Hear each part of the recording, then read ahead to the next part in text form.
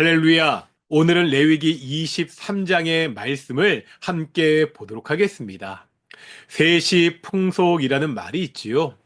해마다 일정한 시기에 되풀이하여 행해온 고유의 풍속을 의미합니다. 우리나라에는 1년에 24절기가 있고 여러 명절이 있습니다. 우리나라 세시 풍속은 주로 농사와 관련이 있습니다. 이스라엘에도 우리나라의 세시 풍속과 같이 해마다 되풀이되는 절기들이 있었습니다. 우리나라와 같이 농사와 관련된 절기도 있지만 그렇지 않은 절기들도 있습니다.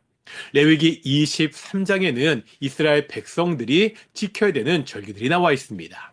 가장 먼저 안식일 규례에 대한 말씀이 있습니다. 그 다음에는 봄에 지키는 절기가 나옵니다. 봄에 지키는 절기에는 유월절, 무교절, 초실절, 칠칠절이 있었습니다. 다음에는 가을에 지키는 절기가 나옵니다. 가을에 지키는 절기에는 나팔절, 속죄일, 초막절이 있습니다.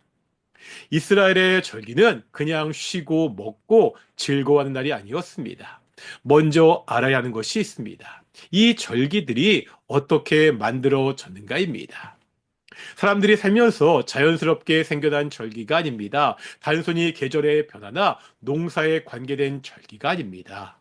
하나님이 정하신 하나님의 절기입니다. 단순한 축제가 아니라 거룩한 모임으로 모여야 됩니다.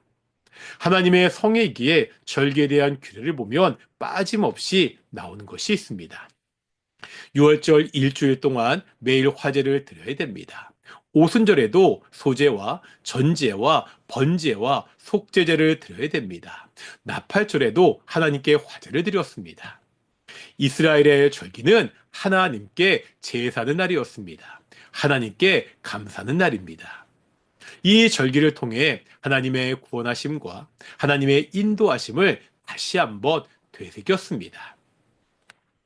이스라엘 백성들이 사는 곳에는 성막이 있었습니다. 성막은 공간을 구별한 거룩한 곳이었습니다. 성막은 이스라엘 백성들이 지들친 중심에 있었습니다. 이스라엘 백성들은 중심에 있는 성막을 보면서 거룩한 삶을 기억하게 됩니다. 절기는 시간을 구별합니다. 성막이 이스라엘의 중심에 있었던 것처럼 이스라엘의 일년은 절기를 중심으로 흘러가게 됩니다. 성막을 바라보듯이 시간을 구별한 절기를 통해 1년 내내 거룩한 하나님을 묵상할 수 있습니다. 이스라엘 백성들은 공간과 시간 중심에 하나님을 두고 살았습니다. 모든 삶의 중심에 하나님이 있었습니다. 우리의 삶은 어떤가요?